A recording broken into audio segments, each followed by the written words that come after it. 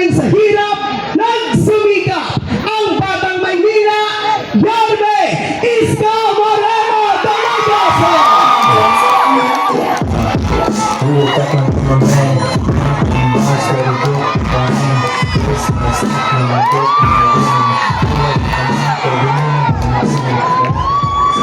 Magandang gabi sa inyo lahat, mga taga-Paco.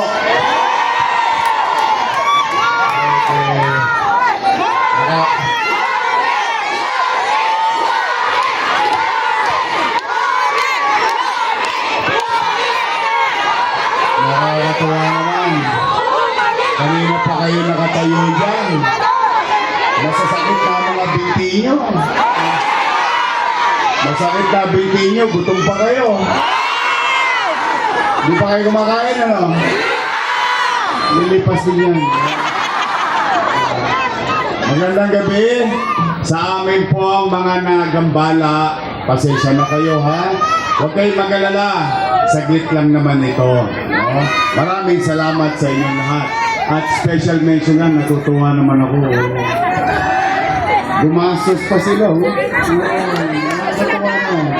Oh, thank you, ha? Thank you sa inyo dyan. Anyway, ay, may gatas ng issue. Ay, mga lolo't lola ko. Gusto niyo ba yung nasa lata? I love you.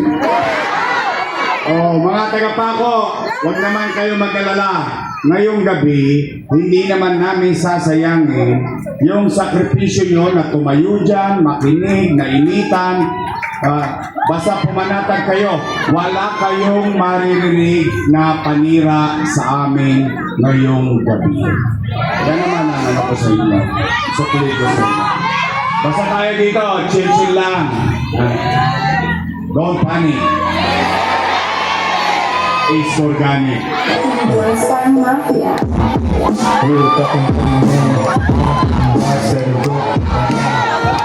Bagamat, naku, painit ang panahon. Ang alimuong, nararamdaman ninyo, ano? Kung ano ang init ng panahon, siyang init din ng mga kalabang ko sa akin. Oy, araw-araw ginagawa kong almusal, tanghalian, hapunan. Dinadala kayo dyan sa Paco Arena, sa Ninoy. San Andres King. 1,000. May 5 kilong bigas pa. Ako naman, sa akin naman, tanggapin nyo. Abay, bakit? Hindi niya naman hiningi yun, binigay sa inyo ng kusa Tama ba? Sayang din yun, laman tiyan din yun, di ba? Pero ako'y naniniwala na matatalino naman. Alam niya naman kung bakit nila ginagawa yun. Nakakalungkot lang sapagkat ngayon lang ako nakakita ng halalan na yung nakaupo, sinisiraan yung challenger. Ang normal na halalan, yung challenger, binabatikos yung nakaupo. Tama mali? Pero magkaganon pa man, hindi natin yun papatulan. Basta tayo dito, real talk lang tayo. Mga nanay at tatay. At ang isa pa, simula noong October 9, ako'y sinisingil na ng utang na loob. Ako daw ay walang utang na loob. Gusto ko yun na. Hindi. Ito naman, mga nanay ko, mga tatay ko, mga lolo't lola ko, mga batang Maynila. Sa akin yun na marinig. Ako po ay may personal na paniwala. Hindi ko alam kung paniwala nyo rin ito. Basta po ako, ang paniwala ko, ang utang na loob ay walang katapusang bayaran. Yan personal kong paniwala. Kung pareho tayo ng paniwala, salamat sa Diyos. At ang utang na loob ay hindi sinisingil. Kusang Ibibigay. binabayaran. Tama ho ba? O sige, pagbigyan natin yung kwentuhan nila. Total, sila naman ang nagkwento noon. Ako, mga nanay tatay ko, Malaki ang utang na loob ko kay Danny Lacuna. Alam niyo yan. Hindi ko yan kinubli. Hindi ko yan tinanggi. Shout out. Sugba Besi. Minsan, hindi ko yan itinanggi.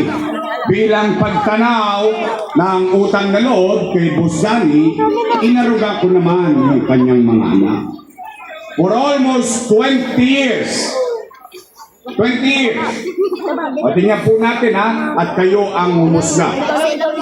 Unang-una, Philip Lacuna. Nakaupo?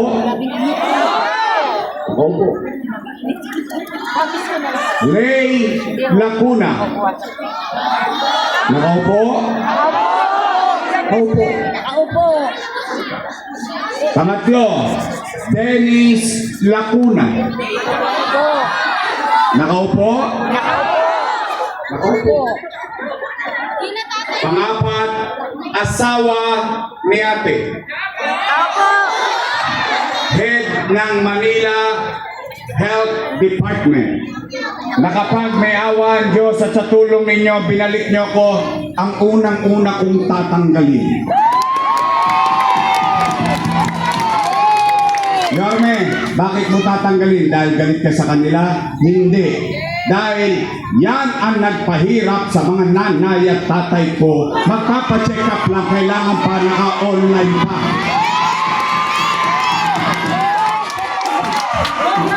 Saan ka naman nakakita? Pupunta ka lang sa health center. Kailangan naka-online schedule ka pa. Wow! Sosyal. Eh paano kung wala kang cellphone? Paano kung may cellphone ka wala kang load? Paano kung may cellphone ka wala kang meron kang load pero hindi ka naman marunong mag-online? Paalam na aking... Totoo ba? Oh, hindi dahil galit ako sa kanya, kundi dahil pinahirapan niya ang mga taga-Maynila sa ganyang sistema. Totoo ba yung sinasabi ko? Baka naman naninira lang ako dito. Pinangako ko sa inyo na hindi ako maninira. Ang sabi ko ano? Oh, two Jason. Real talk on the man. Bars that are broken. Panglima, si ate. Nakaupo? Upo. Ilan sila? Happy? Hindi masaya ako. Opo. With all honesty. And I swear to God, masaya ako para sa mga anak ni Boss Danny. Na yung hindi nakamit ni Boss Danny, sa tulong nating lahat, nakamit ng kanyang mga anak. Ngayon, kung sila'y nagbuti sa kanilang tungkulin sa taong bayan, o hindi, ay hindi naman ako para humusga. Taong bayan na maghuhusga dyan. Tama ba? Tanong, Yorme, magbabayad ka pa ba ng utang na loob? Ang sagot ko, opo. Bakit? Eh, Pilipino ako eh. Ganon talaga tayo sa ayaw at sa gusto natin. Ugali na natin yun. Kaya lamang, meron lang ako pakiusap. Baka naman kung po pwede, sa ibang bagay na lang ako tumanaw ng utang na loob. Bakit? Eh, may utang na loob din naman ako sa taong bayan. Kung wala ang Diyos at wala kayo, malamang wala din ako sa kanilalagyan ko ngayon. Ngayon, masama naman bang dinggin ko yung panawagan ng taong bayan? Eh, yung taong bayan na sumisigaw na, bumalik ka na. Bumalik ka na! Bumalik ka na! Bumalik ka na! Hindi masyadong lakasan, baka masigawan din kayo. May sumigaw, wala ka na!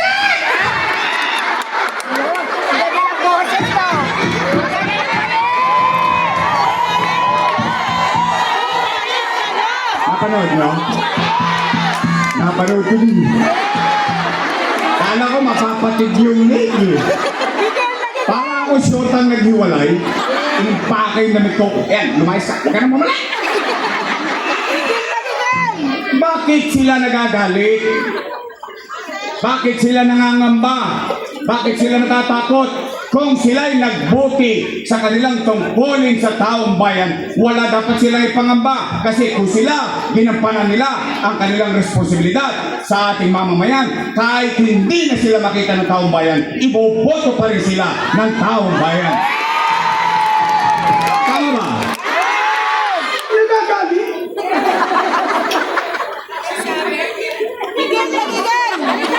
Anong sinasabi? Kapag nagbibigay na ng 1,000, nagbibigay na ng 500, o 3 oras kayo doon, ang sakit-sakit ng dibdib nyo, ang sakit-sakit ng tenga nyo, anong sinasabi? Si Yorme, maraming iniwang utang. Mukhang marami nakaka-relate ha. Mukhang marami na nakapakinig sa inyo. Sila ba may sabi noon? Napanood ko din. O sige, tingnan natin. Basta ako, kaya kong panindigan ang bagay na ginawa ko. Hindi ako mahihiya. O tingnan natin ha. Ano na tayo rito? Real talk lang. Nay, tay, taas ang kamay ng may anak dito. Ako! Dami! Ako! Yan na. Ako, may anak! Real talk. Kapag walang makakain ng anak ninyo, gagawa niyo ng paraan. Yes! Wait. Hindi nga. Totoo? Iraraos niyo? Yes! Ikakawin niyo? Yes! Di ba nga kapag kagipit sa Bombay kumakapit?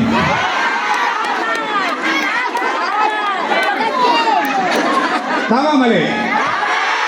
Nay, tay, nung binoto ninyo kong mayor noong 2019, wala kayong narinig sa akin na sinisi ko yung sinundan kong mayor na walang iniwang pera. Wala. Maghanap kayo sa internet. Ni minsan, hindi ko tinuro ang daliri ko kung kani-kanino. Bakit? Nagpaboto ko ng mayor eh. Paala ka pala eh. Pala desisyon ka eh. Gusto mo maging mayor, tapos tuturo mo ibang tao. Anong ginawa ko? Kinargo ko lahat ang responsibilidad na yun. Bakit? Ako na mayor yun. O, anong una kong ginawa? Nilinis ko Maynila. Yung mga Tolonges, pinagkakalawit ko. O, lahat na nangyayari sa Maynila became national policy. Ibig sabihin, kinokopya na tayo, tinutularan na tayo bilang Kapitolyo, umaangat na tayo, unti-unti. Hindi pa tayo nakakabangon ng usog, boom, nabangga tayo. Ano nangyari? Pagkapandemya. Mahulaan ko ba magkakapandemya? Hindi! O, anong masamang epekto ng pandemya? Wasak ang ekonomiya. Wasak ang ekonomiya, walang hanap buhay. Walang hanap buhay, walang trabaho. Walang trabaho, walang pitsa. Walang pitsa, walang chicha. Tama mali? Takot na takot ang taong bayan. Kung sila'y mamamatay sa COVID-19 o sila'y mamamatay ng dilat ng mata, mahapdi yun. Anong sinabi ko? Hindi naman ako nagkupli. Hindi naman ako nagtago. Hindi naman ako nagsinungaling. Anong sinabi ko? Nay, tay, umanatag kayo. Huwag kayong matakot. Basta ako, gagawin ko lahat ang makakaya. Sinabi ko sa Facebook, kapag ako wala nang mautangan, wala nang may bebenta, nakita niyo tong relo na ito, ipatata sa kutok kitang bunting makaraos lang tayo. Bakit? Kasi ganun ang pagiging ama. Ganun ang pagiging ina. Ako'y ama ng 2 milyong bibig, 2 milyong buhay na nag-iisip anong gagawin sa kanya ng gobyerno sa oras ng kadiliman ng buhay ng tao. Ano nangyari? Ano naging epekto? Kayo na mga naparito, lahat kayo dito, lahat na nakikinig, kayo ang testigong buhay. Dahil yung ibang testigo ko, patay na yun. Ano tayo magagawa? Ito COVID eh. Pero kayo, Buhay! kayo mga buhay ngayong gabi na nakikinig dyan sa masulok ng pako, kaya niyong sabihin at kaya nating sabihin sa buong Pilipinas, Dito sa Maynila, nung pandemya, walang nagutom sa lungsod ng Maynila. Mayaman, middle class, mahirap, buwan-buwan, may food box. Tama mali? Hindi pa nga nauubos yung food box, dumarating na naman isang food box. Natanggap nyo? Nakain nyo? Naramdaman nyo? Oh, yun ang kwento. Pwede lagyan natin ng kwenta ang kwento. 700,000 families kumakain buwan-buwan, sagot ng pamalan. Lagyan natin ng kwenta. 700,000 times 1,000. No, magka? Patay, 8,000 lang. Dami zero eh. 700 million pesos. Tama na eh? Times 8 months. 8 times 7. 56. 5.6 billion. Tama mali? Nasaan ang 5.6 billion natin? Si Richa Niluwa. Kumabog. Gone with the wind. Magkano? 5.6 billion. Tanong, naramdaman niyo ba? Nakain niyo ba? May gobyerno ba? Oh, chicha pa lang yun. Eh, yung 1,000 bawat pamilya. Yung kakat. Tama ba? Plus 700 million. 6.3 billion piso. Taas ang kamay ng may mga anak na nag-aaral sa public school dito. Aba, marami akong testigo ngayon. Panay, noong pandemya, ano sinabi ni Secretary Liling Briones? Walang face-to-face classes. Ano sabi? We will adapt to online learning.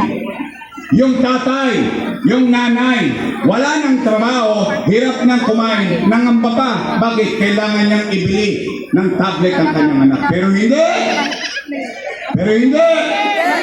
Dahil sa Maynila, ang mag-aaral sa public school, may tablet silang nakuha. Nakuha niyo ba?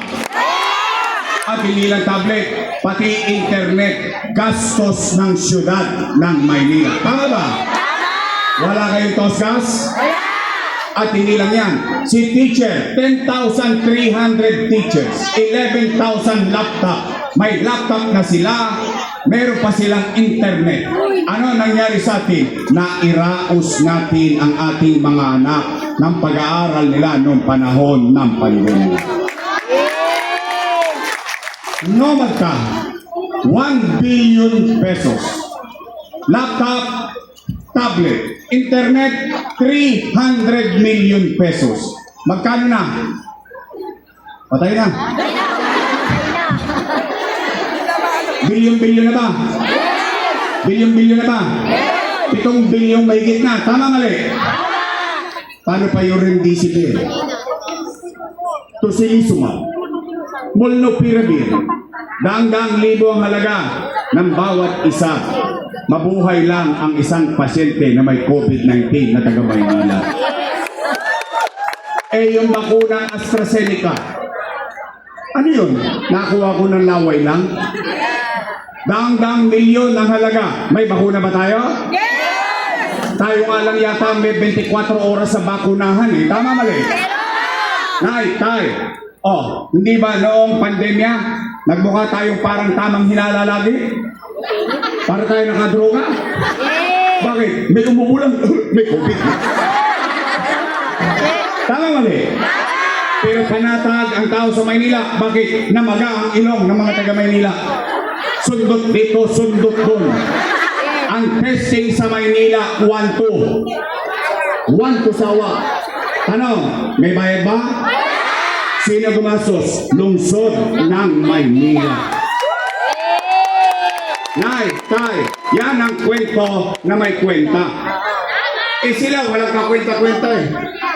Bakit? Kasi wala rin silang may kwento. Kahit pandemic pa lang yan. Paano yung condominium 1? Condominium 2? Binondominium 1? Basek Community? San Lazaro Residence? San Sebastian Residence? Pedro Hill Residence? Bilyon-bilyon ba yan? Yes! Nay, tay. Baseco Hospital. 3 years ago, tapos na yan. 3 years after, sarado pa. Ang daming cheche bureche, 3 taon na silang nakaupo. Ang dami nila sinasabi sa interview nila, kesyo ganito, kesyo ganyan. Puro kayo kesyo, sana kesyo na lang binigay niyo sa amin. Nakain pa namin. Tingnan po niyo kung may kaibigan kayo sa Baseco. Kung ako'y nagsisinungaling. Sarado pa ang Baseco Hospital. Tama mali? Nay, tay, 10-story fully air-conditioned public hospital, bagong ospital ng Maynila. May MRI machine, may CT scan machine. Pero wala pa nakagamit sa inyo ng MRI machine at CT scan machine. Sila dyan sa loob. Ano yan? Drawing? Dito. Magkano yan? Milyon? Hindi. 10 milyon? Hindi. Hundreds of millions. Bakit? Para sa kapakinabangan ng tao. Hindi po ako doktor. Sila doktor. Oh, nandiyan ba yan? Nandiyan yan. Nagagamit ba ng tao? Ay, hindi ko alam. Nagamit yun na. Oh, Nay, Tay. Rosauro Almario Elementary School. 10-story fully air-conditioned public school. Manila Science High School. 10-story fully air-conditioned public school. Albert Elementary School. 10-story fully air-conditioned public school. Magsaysay High School. Bago ko umalis, 5th floor na. 3 years after na nawala ko, 5th floor pa rin. Tingnan po ninyo, pag kayo nasa Espanya, paglagpas nyo lang ng UST, makikita nyo yun doon. O, Nay, Tay, ito, special mention. Mukhang maraming mga Muslim brothers and sisters natin dito. Taas ang kamay ng mga Muslim. Kayo, tisigong buhay. For 500 years, 500 years, ang dami nagdaang mayor, ang dami nagdaang presidente sa Manila. May South Cemetery, may North Cemetery, may Chinese Cemetery, pero walang Islamic Cemetery. Pero sa ayaw sa gusto natin, tayo na mga Kristiyano, bago tayo naging Kristiyano, ang Maynila is an Islamic city. Yan ang ninuno natin. Ano nangyari? Nay, Tay, for the first time, after 500 years, nagkaroon ng Islamic cemetery sa lungsod ng Maynila. Tama ba? Baka drawing lang yan. Sino gusto? Paano magkaroon ng pagkukulay? Nay, Tay, noong nakaraang buwan, nag-cutting ribbon sila sa Pedro Hill Residence. Noong nakaraang buwan, nag-cutting ribbon sa San Sebastian Residence. Sabi nila, sila daw ang may gawa. Sila daw ang may gawa. Sila nag-cutting ribbon eh. Pero yung pinagpagawa doon, inutang ko, kasalanan ko. Utang yan.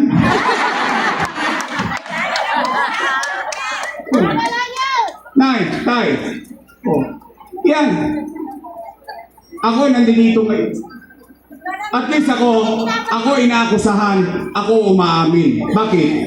Kasi kahit papano, isa lang ang masasabi ko. Ano man ang maging pasyon ninyo. Makapaglalakad ako sa Paco, sa Linaw, San Andres, sa amang sulok ng Maynila, isa lang masasabi ko. Salamat sa Diyos, nakaraos kami nung pandemya. Tama ba? Yan ang tapat at totoo.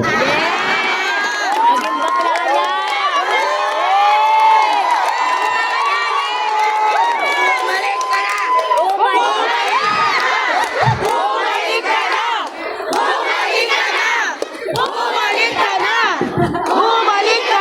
Hindi ko pa binabanggit ha. For the first time, nagka-allowance ang PLN. For the first time, nagka-allowance ang UBN. For the first time, nagka-allowance ang K-12.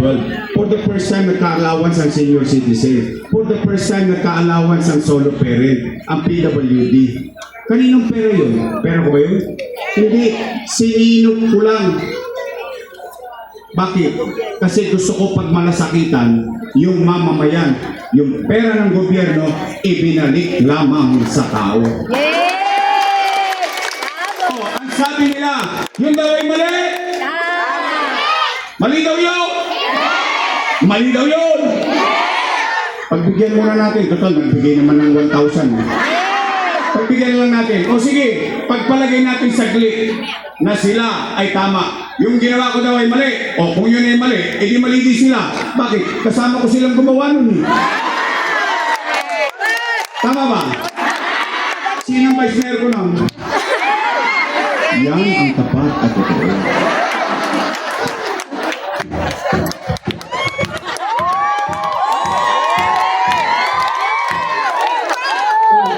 Mali pala eh.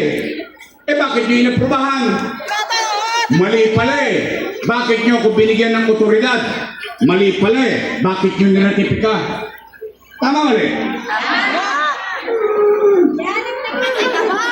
Ayan. Yan ang tapat at totoo. Gusto ko siya wala? Hindi ako naman retalk lang naman. Nay, tay. May narinig ba kayong panira sa akin? Yan tawag yan. Pagers. We were talking to my man. I'm bars that are broke, but Kaya ngayon, after everything said and done. Tama, English yun. Parang may tolmak eh. Our English is good but we need cash. Matapos sabihin at gawin ng mga bagay-bagay, kayo ngayon matanong ko mga tagapako, gusto niyo pa ba akong bumalik?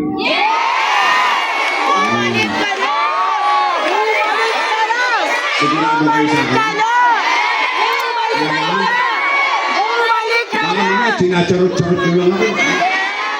O, taas ka kamay ng gusto akong bumalik? Talaga? O, sige.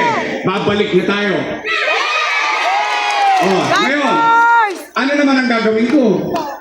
Hindi ba ganun dapat? Kapag ikaw ay nangangampanya at ikay nakaupo, anong gagawin mo? Mag-ulat. Anong ginawa mo sa loob ng 3 taon? Yung sinabi ko kanina, yung kwento na may kwenta, yun yung nakaraan. Ano naman ang gagawin ko para bukas? Ayun naman ang dapat yung marinig. Ang una kong gagawin, sa Maynila, kayo ang sasagot muna. Nay, tay, mga lolo't lola ko, mga batang Maynila, napapansin nyo ba parang dumudugyot na naman itong Maynila? Talaga? Nagkalat na naman ang basura. Parang wala na namang gobyerno. O nay, tay, may awa ang Diyos. Sa tulong ninyo, nakabalik tayo. Lilinisin ko ulit ang lungsod ng Maynila. Pangalawang gagawin ko, nay, tay, tanungin ko rin kayo, napapansin nyo ba nagbalikan ng mga tulongge sa Maynila? 5-5 ng snatching, hold-upping, lahat parang walang gobyerno sa Maynila. Napapansin nyo ba yun? Saan ka naman nakakita, jeepney driver? Dinakma yung pera niyang kinikita. Nandun na sa ibabaw yun eh. Dinakma ng 4 na bata sa kalagitnaan ng abenida, ng Top Avenue. Yung ba'y may gobyerno? Tanghaling tapat? O nay, gusto niyo ba bumalik sa inyo ang kapanatagan? Nay, tay, may awa ang Diyos. Sa tulong ninyo, nakabalik tayo. Ipapalik ko sa inyo ang gobyerno sa umaga, sa tanghali, sa hapon, sa gabi, hanggang madaling araw, may gobyerno ulit sa lungsod ng Maynila. Kaya mga tulongges, ano na yung mga adik? Tigilan nyo yan ha. Pertinig sa lang. Bilik pa na ako. Pero ako naman diplomatiko. Ito lang masasabi ko sa inyo. Magbago ka. Magbago ka.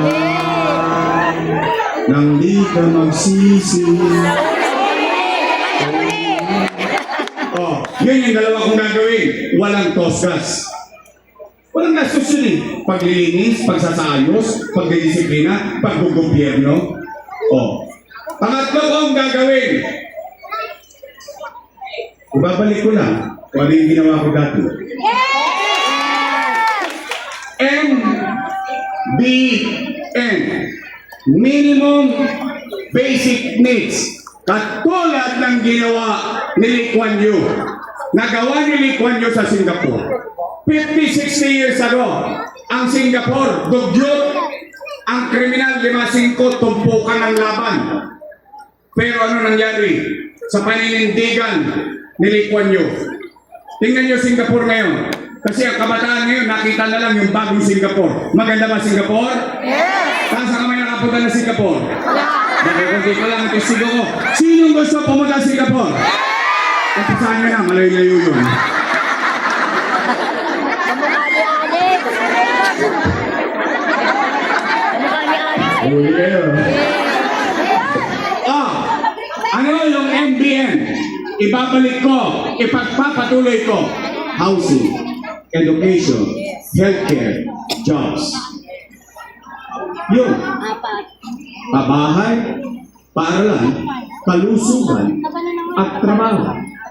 Yung apat na yon, kayang patasin ang antas ng pamumuhay nila. Hindi ko kayo mapapayaman. Hindi po kumitayaan ng loto. Hindi po. In fact, straightforward, walang gobyerno na kayang gawin na payamanin ka. Pero ang gobyerno, kahit anong uri ng gobyerno sa buong mundo, kayang patasin ang antas ng pamumuhay ng kanyang mamamayan. Tanong, naway lang ba yung sinabi ko? May prueba na ba? Nakita niyo ba? Gusto niyo ituloy? Tapos na po, uwi na. Yung iba, palamutin na lang yan. Pagpapailaw, pagpapaganda, pagpipintura. Hindi naman mawawala yan. Normal yan. Kaya na. Pero ang pinakamahalaga sa akin, ang taong bayan, makaramdam ng gobyernong masasandalan niya sa oras ng pangangailangan niya. Yun ang gobyerno na ibabalik ko sa inyo, mga batang Maynila. Bumalik ka na! Gusto niyo ba talaga ako bumalik? Bumalik ka na! Pwede niyo ba akong bigyan ng mga kasama? Pwede? Total, dalawa lang naman ang pagpipilian ninyo. Dalawa lang. Wala na kayo ibang grupong pagpipilian. Dalawa lang yan. Unang grupo, your choice. Yarnas choice! Matamis. Yung kabilang grupo, ladies choice. Palaban na na, palaban, palaban. Kayo may sabi na. Palaban na, palaban. Mayon, Oh, ayaw ko manira eh. Oh. Pwede ba your choice tayo? Straight na lang. Alam niyo bakit? Yarnas choice! Ako nang bahala. Pag may naligaw ng landas dito, kokonyatan ko. Pananagutan ko sila sa inyo. Pwede? Promise? Promise! Uy, mga tagapako, steady lang kayo sa pagsagot. Yarnas Baka tumakay ng ulat. choice! Promise? Promise! Sisingilin ko kayo. Promise! Pagtapos ng eleksyon, bibili ako ng dividendaso. Bubuksan ko yan, titingnan ko kung may prueba ba mga tagapako. Aba, nagtotoo mga tagapako. O nagtotoo kayo sa pangako nyo sa amin ngayong gabi. Yes! After election, ako naman ang singilin. Yes! Diba? Promise? Ang Antigo sa 5th District, Kabats ko pa to. Che Borromeo! Ang ating kabali, Bobby Espiritu. Ang abogado ng Sinod, JB Hison. Tolma Ignacio. Seth Lamiano. Kamukha raw ni Amado. Sa panaginip lang kita. At ang ating majority floor leader, ang magiging leader ng Batang Maynila, Monyo Paco!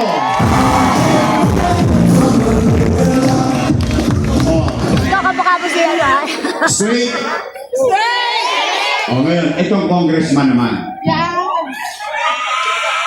Ito na yan. Random lang. Kung hindi naman totoo, hindi nyo kailangan itaas ang kamay nyo. Pero gusto ko lang malaman on a personal level.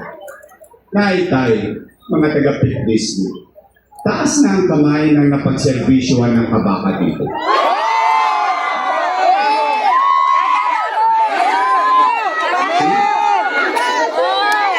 Naminis nyo na? Total, dalawa lang ang pagpipilian ninyo sa Kongreso.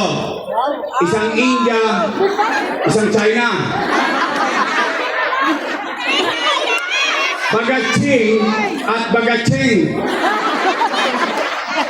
Walang kawala.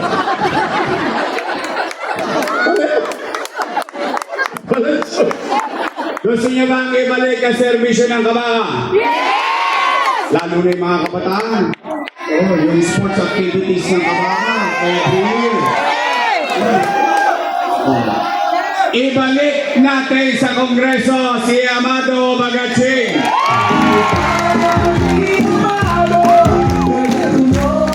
Yung vice mayor ko, may asin pa.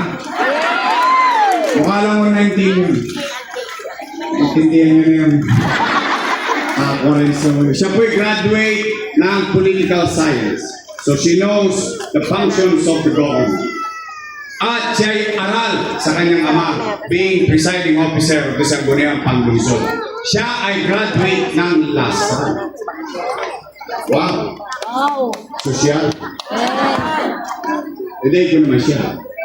Kami ni Tolma, graduate kami ng Ateneo.